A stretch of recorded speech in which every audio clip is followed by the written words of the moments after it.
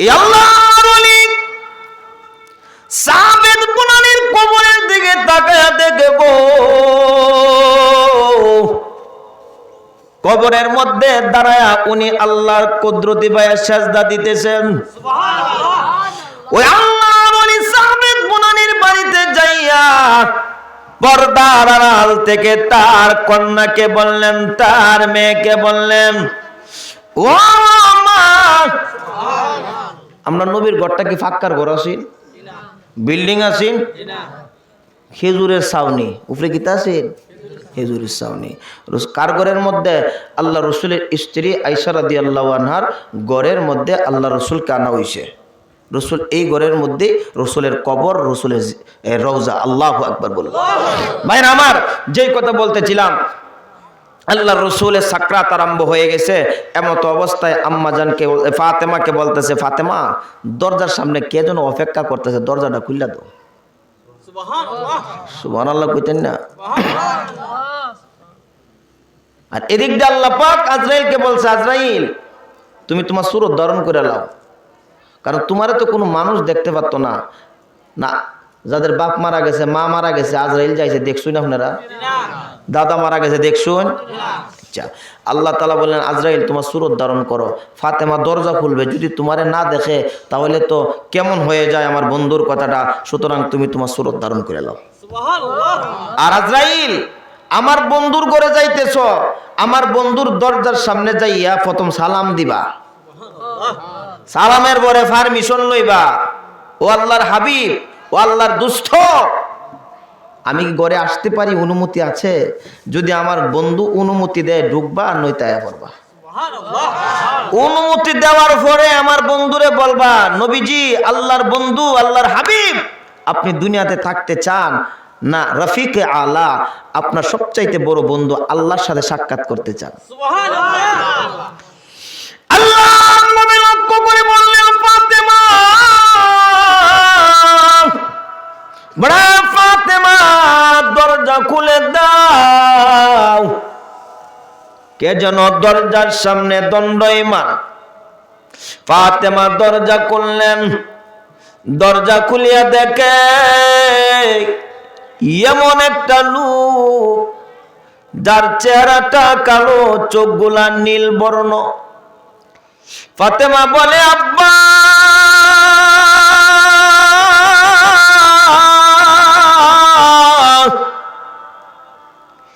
এমন ভয়ানক চেহারার বিশিষ্ট লোক আমার জিন্দেগি তো কোনোদিন দেখি নাই।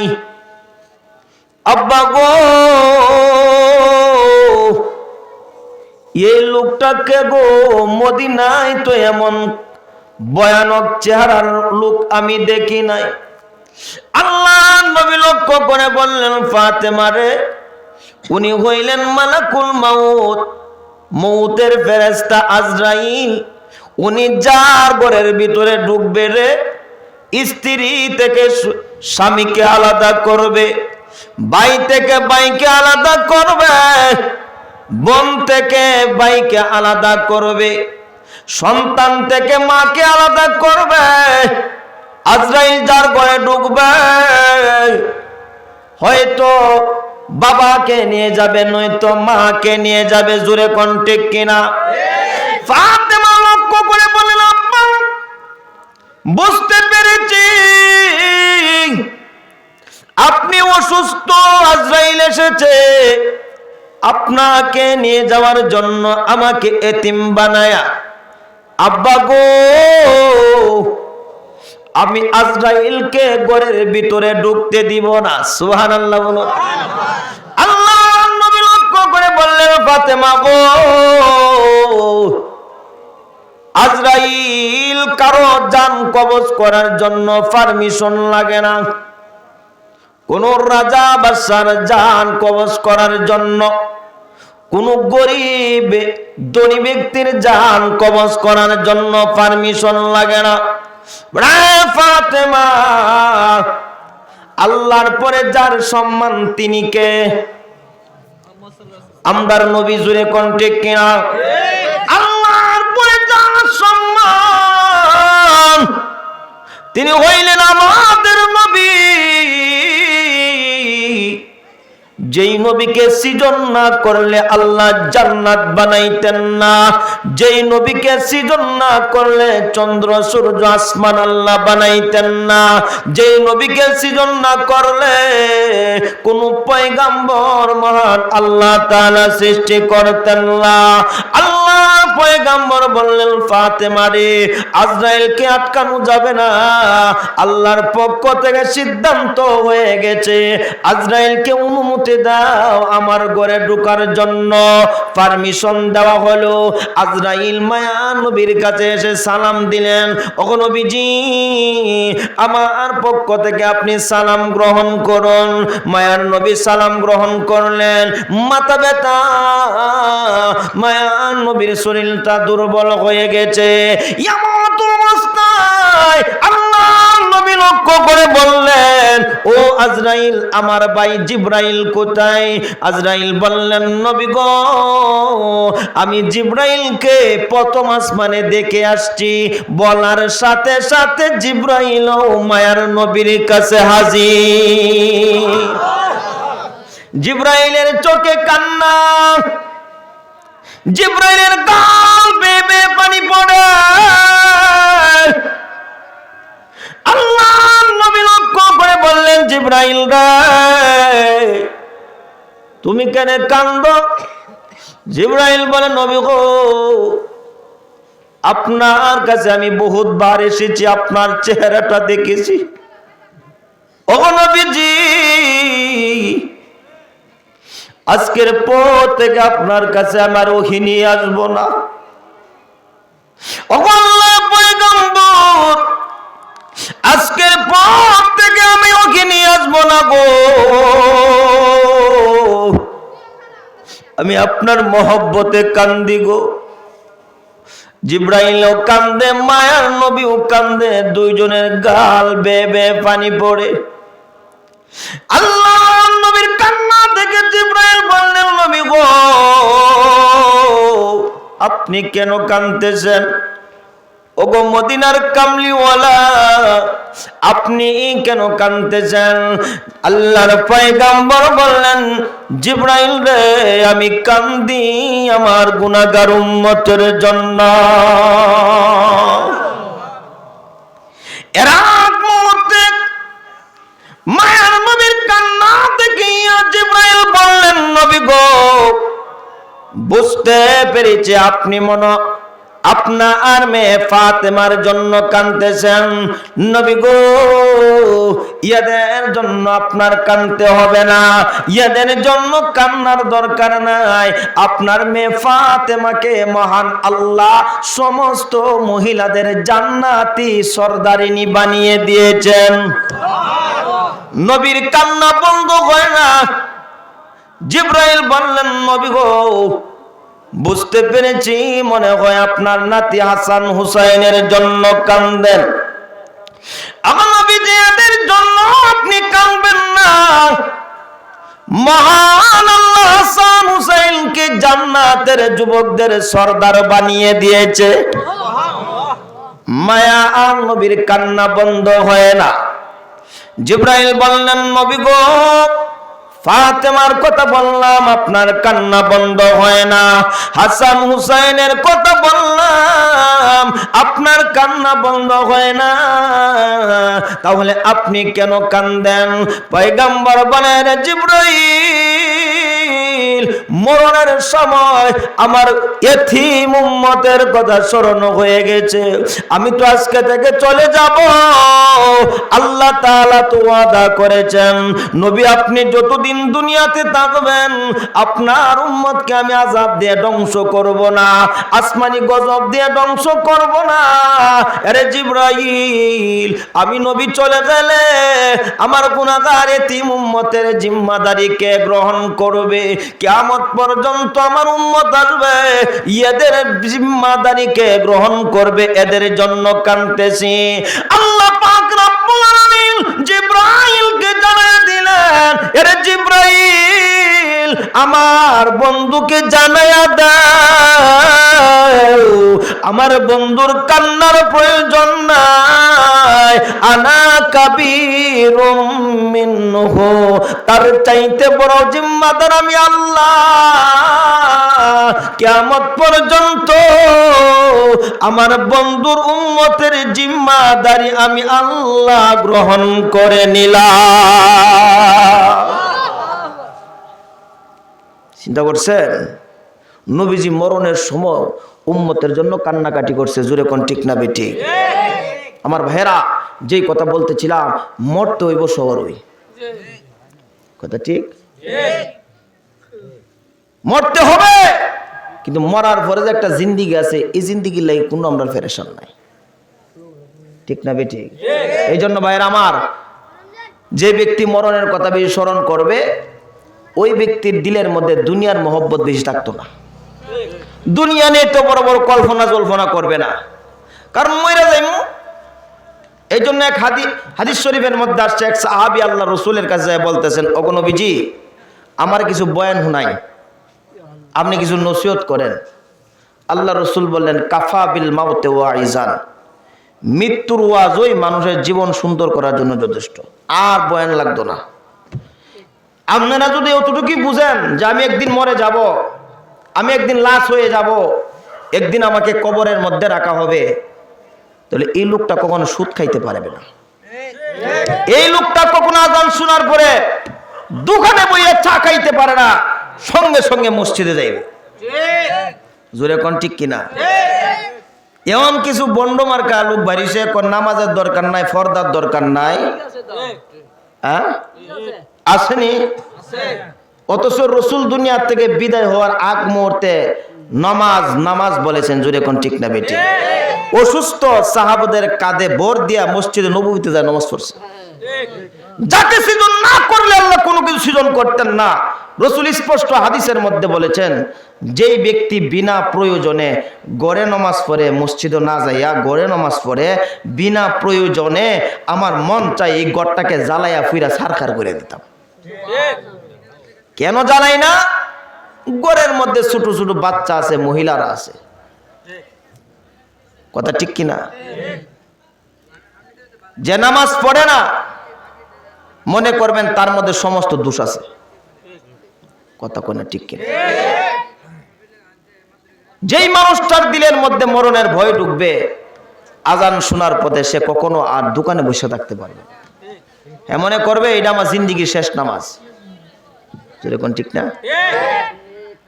জিন্দিগির শেষ নামাজ। এই যে আপনারা বয়ান শুনতেছেন, আগামী কালকে হয়তো এই টাইমে কেউ কবরে থাকবে, বাস্তব না? এক আল্লাহর ওলির নাম হলো সাবেদ বুনানি রহমাতুল্লাহ আলাইহি, শেষ বয়ান, আর লম্বা করব না। উনি 50 বছর এশারের ওযু দিয়া ফজরের নামাজ পড়ছেন। সুবহানাল্লাহ। একটু আস্তে কই না সুবহানাল্লাহ। উনি মারা গেছেন, অনেক বড় আল্লাহর ওলি আছেন, কোরআনের হাফেজ আছেন, হাদিসের হাফেজও ছিলেন। সুবহানাল্লাহ।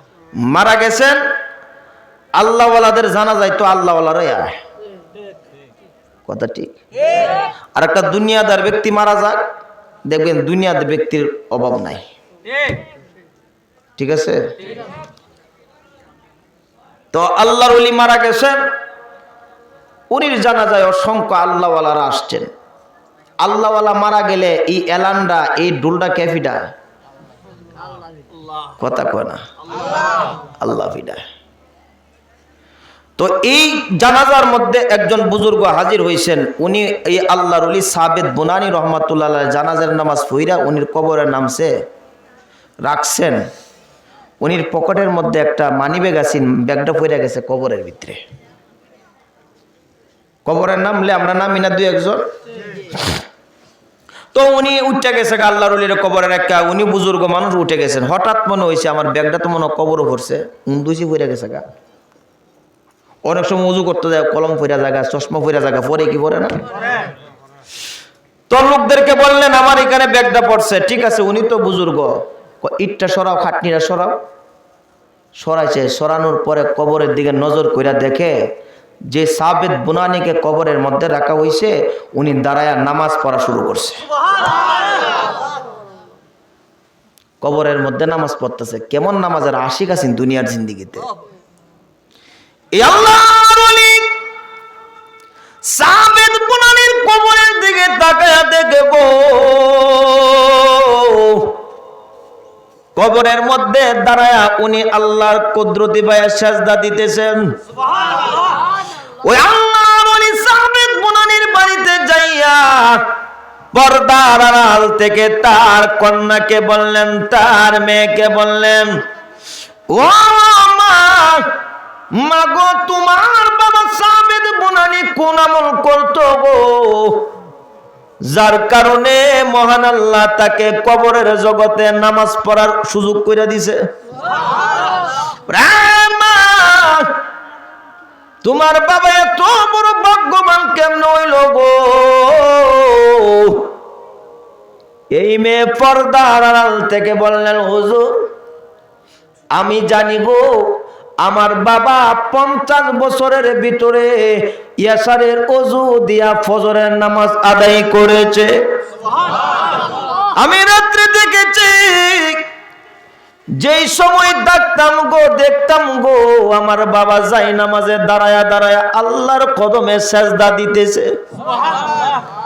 অনেক সময় দুইটা হাত তুলে আল্লাহর দরবারে, ছোট বাচ্চা যেইভাবে কান্দে গো, এইভাবে চোখের পানি ছেড়ে কেঁদে কেঁদে কেঁদে বলে, আল্লাহ আমি তো একদিন মরে যাইব, এই পৃথিবীতে থাকতে পারবো না।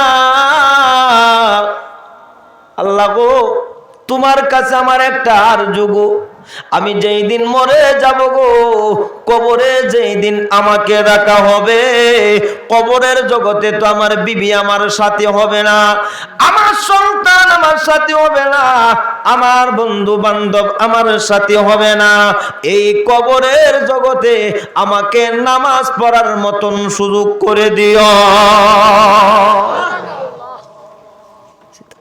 আর আমরা কেমন মুসলমান হইলাম, মইরা যাইমো আজকে নয়তো কালকে, নয়তো 2 বছর 5 বছর 10 বছর 20 বছর 100 বছর। 100 বছরের পরে তো এই এলাকাতে কয়টা লোক পাইবেন? 100 বছরের মানুষ কয়জন পাইবেন? থাকলো কয়েকটা গ্রামে মিলে 1-2 জন পাওয়া যায়। হুজুর এখন ঠিক না? মানুষ দুনিয়া লইয়া উদাসীন। এখন ঠিক না? যাই হোক ভাইরা আমার, আমরা সবাই মইরা যাইমু, তাহলে আমরা মরার পরে যে কবরের জিন্দিগি আছে, হাসরের জিন্দিগি আছে, এর জন্য কিছু আমলের দরকার আছে কি আছে না? জোরে কোন দরকার আসেনি? শেষ কথা ভাই, আমরা গুনাহগার সবাই, জোরে কোন ঠিক না? কুল্লু বানি আদামা খাত্তাউন ওয়া খায়রুল খাত্তাইন আত-তাওয়াবুন। প্রত্যেকটা আদম সন্তান হইল গুনাহগার, আর আদম সন্তানের মধ্যে তারা হইল ভালো, তারা হইল শ্রেষ্ঠ যারা তওবা করে। এটা গুনাহ মাফের মজলিস, জোরে কোন ঠিক না? এটা কিসের মজলিস? আমি প্রথমেই বলছি, এটা নাটকের মজলিস না, এটা কান্নার মজলিস। ফালিয়াদহাকু কালিলা ওয়ালিয়াবকু কাসীরা। আল্লাহ পাক বলছেন, বেশি বেশি কাঁদো, কম কম হাসো। কানলে কে রাজি হয়? আওয়াজ তুলে বলুন। আর হাসলে দিল মরে, শয়তান খুশি হয়। মানে কারে খুশি করতে চান? যেহেতু মইরা যাইমু, সুজয়া মরার দরকার আছে না? যারা ঘুষ খায়, ঘুষ খাওয়া বাদ দিলাইন। যারা সুদ খায়, সুদ খাওয়া বাদ দিলাইন। যারা জিনা ব্যভিচার করুন, এটি বাদ দিলাইন। রাজি আছেন?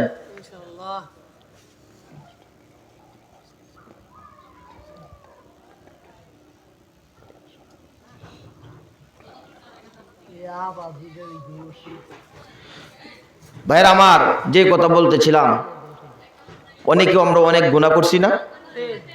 আমরা যে গুনাহ করছি এগুলা যদি মানুষ জানতো, আমরা বালা পাইল না, বালা পাইল। কিন্তু আমার আল্লাহ কইলাম, আমরা সুযোগ করে দিছে, বান্দা মাফ চা, আমি তোরে মাফ করে দিব। মুসা আলাইহিস সালামের ছোট্ট একটা ঘটনা করে দোয়া করে দিব। রাজি আছেন? মুসা আলাইহিস সালাতু ওয়াস সালামের জমানায় একটা লোক জীবনটা বড় গুনাহ করছে, প্রকাশ্য গুনাহ, গোপনী গুনাহ, সব গুনাহ করছে। এলাকার মানুষ যখন জানি না লাগে এটা বড় গুনাহগার, নাফরমান, এরে এই এলাকার মধ্যে রাখা যাইতো না।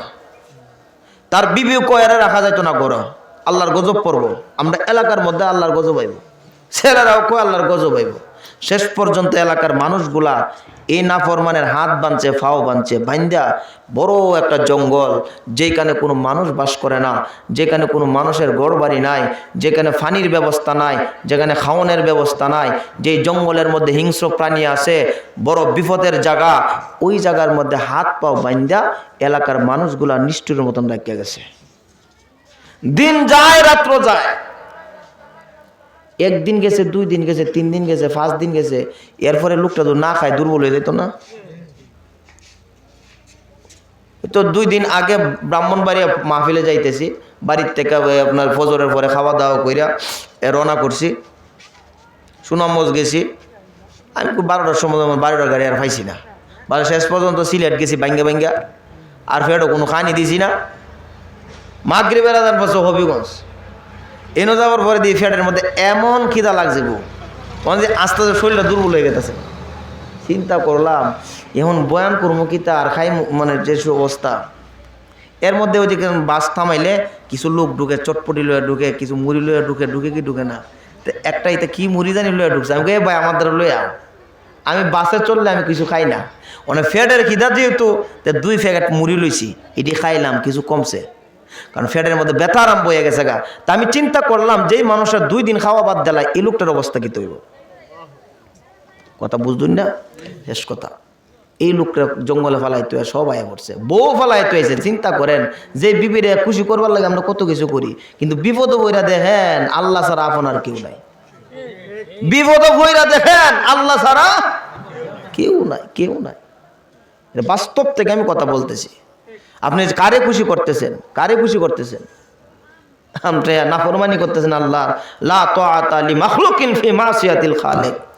আজকে মানুষকে খুশি করতেছেন আর আপনার খালেক আল্লাহরে আমরা নারাজ করতেছি। জোরে কোন ঠিক না বেটি?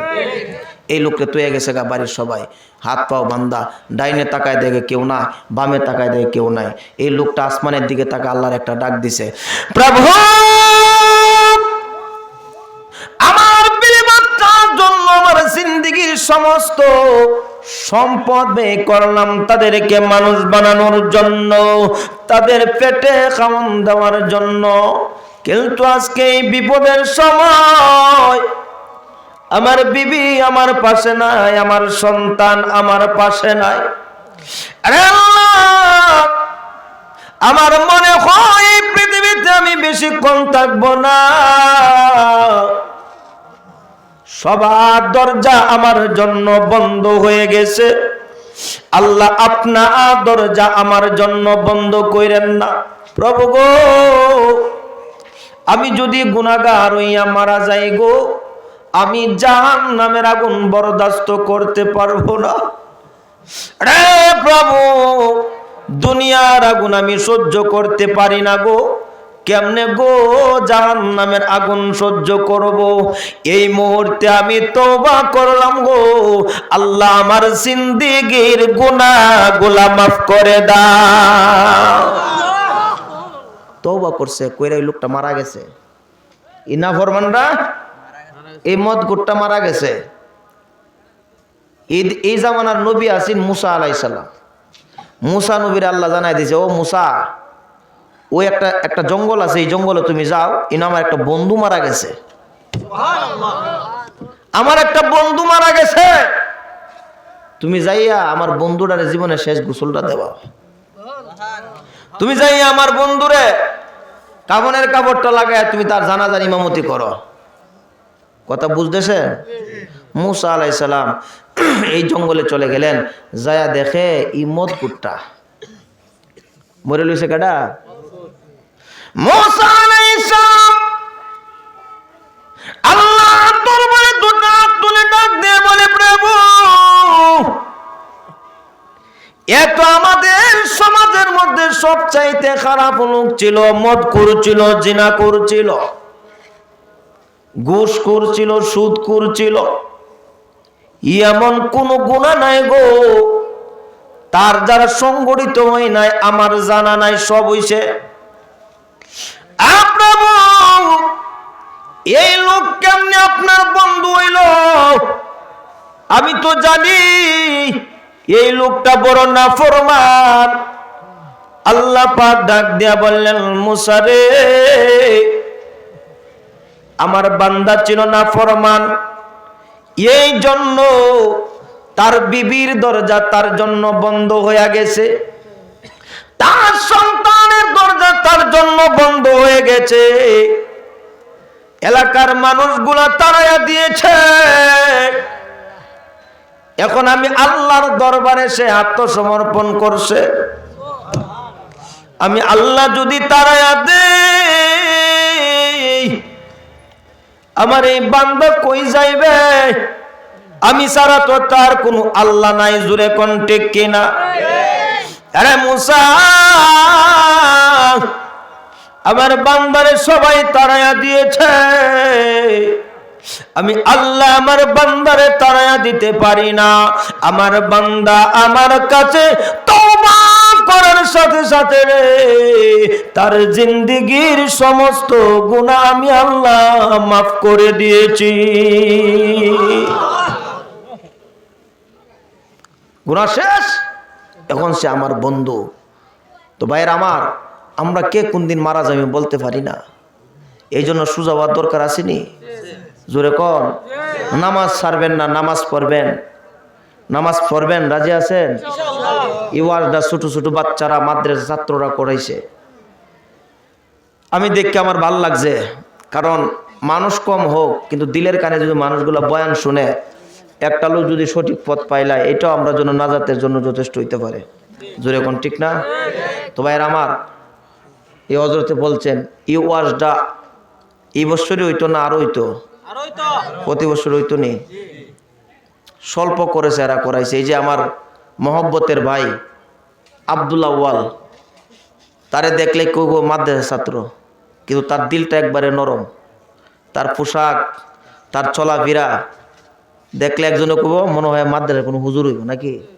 কিন্তু এই লোকটা দেখেন, এর মতন কত যুবক দাড়ি কাটতেছে, এর মতন কত যুবক দাঁড়ায় পেশাব করতেছে, কিন্তু সে চাইতেছে যে আল্লাহর গোলাম হয়ে মরত। আমার খুব মহব্বত করে, আমার এমনভাবে ধরছে আইতে হইব, আইতে হইব। আমি কিছু কিছু মাহফিল আমি এমনিতেই করি, আমি টাকা পয়সা চিন্তা করি না। কেনে? কারণ এদের দিলের দিকে তাকাই। এই যুবকগুলো তো আজকে যাত্রা গান করাইতো, এই যুবকগুলো তো ফুইরানে না চাইতো, আমি হুজুরের তো দাওয়াত না দিত, কি তো হইল? কথা বুঝুন না? যুবকরা তো না গানের কন্ট্রাস্ট করতো না, কিতা কইটারে, হ্যাঁ কনসার্ট নাকি তা এটা করতো। আমরার মতো হুজুরের দাওয়াত না দিলে কি তো হইতো? কিন্তু এই মানুষগুলা, এই যুবকগুলার দিলে যে আল্লাহর ভয় ঢুকছে, কোরআনের মহব্বত ঢুকছে, এই জন্য আমরা আনন্দের চিত্তে বয়ান করছি। আলহামদুলিল্লাহ, আপনাদের দোয়া